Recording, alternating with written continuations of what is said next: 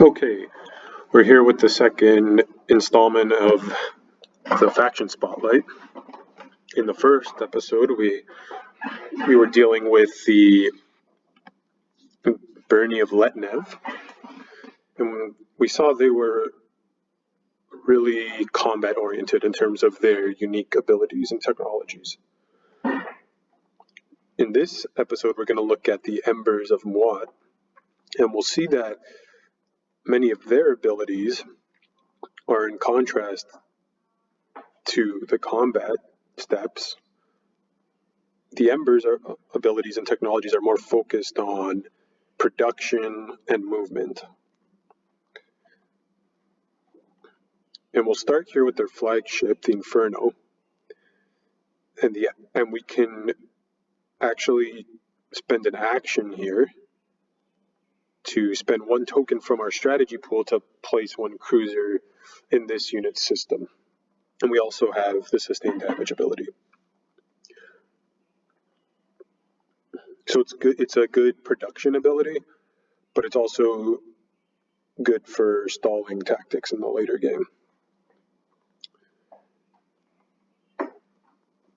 One of the faction technologies that we'll see has to do with perhaps the strongest unit in the game, the Prototype Warsun.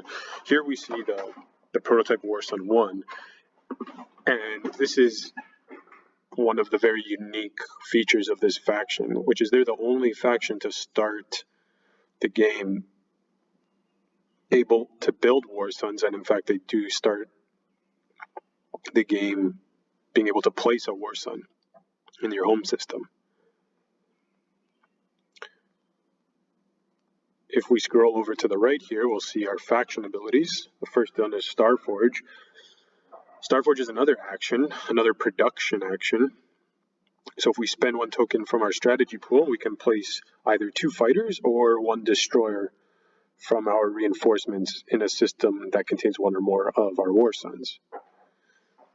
And then we have a movement ability, which gives the Embers the unique capability to be able to move their ships through the unique the supernova tile. So a lot of their strategy could be based around supernova play. So let's go over to the game tab here, and we'll take a look at the technologies, the faction technologies, and the first one is the Magmus Reactor. So the Magmus Reactor allows us to move into supernovas, right? We have the Gashlai Physiology, which allows us to move through them, and now with this upgrade we can also move into them, which no other faction has capabilities of doing in the game, so that's really nice. The other part of this technology is that after we use production in a system that contains a Warsun or adjacent to a supernova, we're going to be gaining a trade good. So that's the Magmus Reactor. And then we also have the technology that I was alluding to earlier, which is a unit technology, and that's the Prototype Warsun 2. So with the Prototype Warsun 2, the cost goes down by 2, and we get this huge movement buff, right? If you look back at the faction sheet, the Prototype Warsun 1 has a movement of 1, whereas the Prototype Warsun 2 gets this nice, really nice buff. It's the only unit in the game, when you upgrade it, it gets its move value increased by 2. And the cost reduction is also all right there, right? So having the ability to move through Warsuns, sorry, I keep calling the supernova a Warsun. Having the ability to move through supernovas with a move 3 Prototype Warsun 2 is a really potent combination there. if you have those options available to you. So let's look at the game board here. And we're playing here with the Embers of Muaat. And we have a supernova tile right next to our little base here that we've made. And in our home system, we've managed to actually build, if we hover over them, 2 prototype War Sun 2s. So we're going to be able to see that in action. And then to the left of that, we also have the Inferno. So that's our flagship. On the right here, we have a single carrier. So let's look at the faction abilities first. And we'll look at Starforge here. So Starforge, spend 1 token from your strategy pool to place 2 fighters or 1 destroyer into a system that contains 1 or more of your War Suns. So if we look at our player tab, we'll see that we have 3 strategy tokens, and we're at the perform an action step. So we'll be able to do this, and with a fleet capacity of 3 and only 2 War Suns in the system, we have the freedom to build either a destroyer or 2 fighters. So let's see, we'll use the ability. Now, when we clicked it, the game's telling us we have no War Suns in the system. And that's because currently in this enlarged view, we have some other random system selected. So in order to use Starforge, you have to click the system that you want to build in. We'll click our home system because that's the only spot we have our War Suns in. And then we can use Starforge, and we're given the option here. So we'll build 1 destroyer. And then we'll be asked to confirm, and we will. And we'll get the message that we use Starforge and 1 destroyer was placed in system 4. So if we refresh the board now, we can see that destroyer there. So that's Starforge.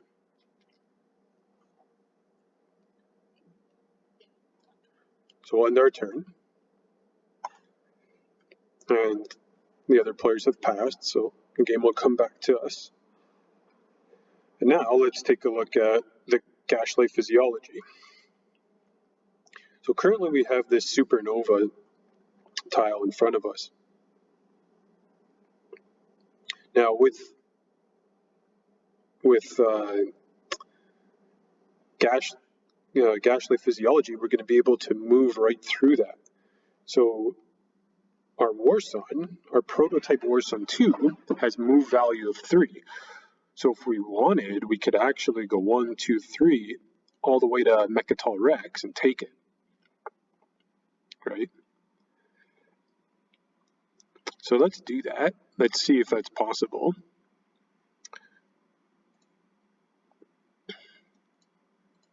We have 3 tactic tokens. So we'll go ahead and activate Mechatol Rex. We'll pass on this ability round. And for ships, we'll take our War Sun, 1 of them, and 1 of our infantry. And we'll see if that works. Confirm. And indeed, clicking on Mechatol Rex, refreshing the board, there's our War Sun. So that's 1, 2, 3, hopped right over there using the Gashlai Physiology. And we'll take this as an opportunity as well to see I think it's our other faction ability, right? Where is it? Let me go back here. See this.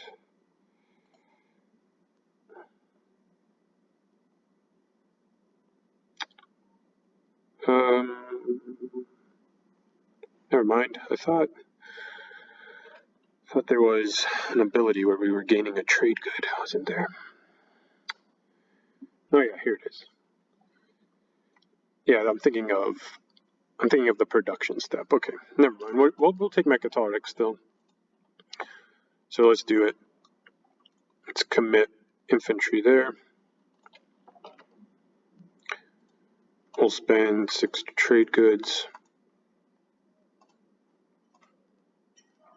Alright. So we took Mechatol Rex with the help of Prototype Warsun 2 Movement 3, as well as the passive faction ability there, Gashlai Physiology.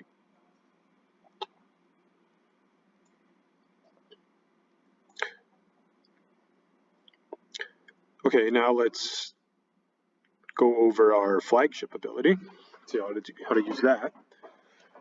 So with the Inferno, we can spend an action and a strategy token here to place a cruiser in this unit system. So if you watched the Barony of Letnev video, and you might recall that to use Mark Secundus's ability, you had to go and click the actual flagship model right down in the display.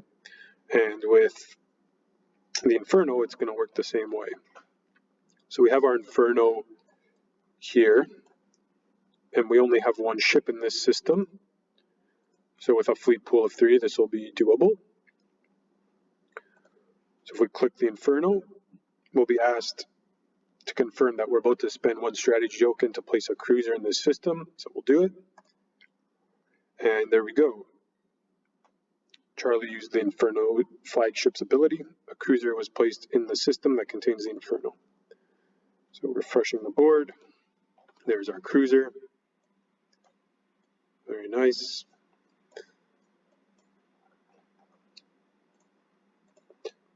All right, so that's the Inferno's ability.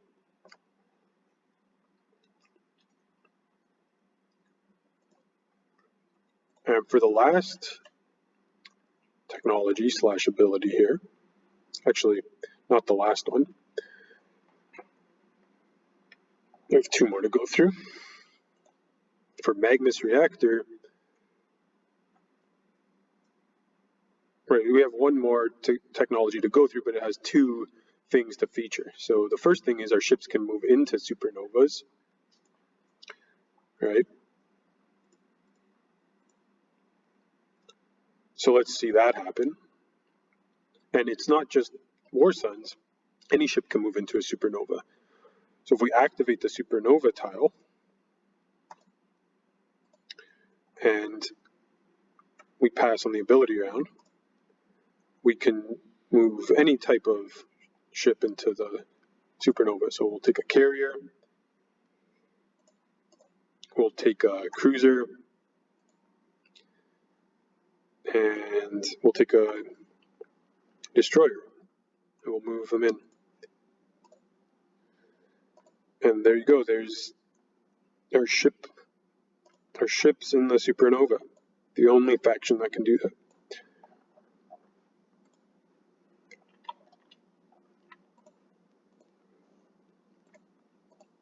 Finally, we're going to use the second part of the Magmus Reactor technology. So after 1 or more of your units use production in a system that either contains a war sun or is adjacent to a supernova, you can gain 1 trade good. So currently the only place where we can produce is in our home system, and that has a war sun and is also adjacent to a supernova. So I believe this doesn't stack because it's just 1 trade good. Like, it's not like we get 1 because we're adjacent to a supernova and also adjacent to the war sun. But let's see how this happens. So we have 10 trade goods currently. So let's activate our home system and produce there. Pass the ability round, move no ships, go to build units, let's see. What do we want to build? Currently we have one war sun. Actually, this is a good chance to show something. Say we wanted to build another prototype war sun 2 because we have 10 trade goods. Okay, if we try to build one, we actually aren't allowed to because we have 0 war suns in our reinforcements. The war suns are capped at 2, right? And going back to the main board here, we have 1 in the Mechatol Rex system and 1 in our home system. So yeah, the app keeps track of what you can and can't build based on your reinforcements. But anyways, let's keep this simple here and let's build a Dreadnought maybe. So let's spend 4 resources. So if we build a Dreadnought and spend those 4 resources, that'll bring us down to 6. Right? So let's confirm that. And now we're actually at 7 because of Magmus Reactor. So we spent 4, went down to 6, but got 1 back. All right. So once again, that's the app being our friend. We don't have to worry about physically taking the trade good from the pile every time we use production. It'll be there for us automatically. Pretty nice. I think I got everything.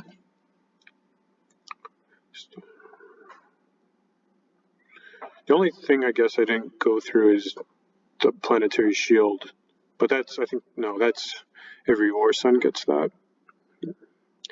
It's not unique to this faction. Alright, so that's the Embers of Muaat. I think they got a lot of interesting abilities. I like the production capability because we didn't go over this, but at the beginning of the game, they actually only start with the 1 war sun.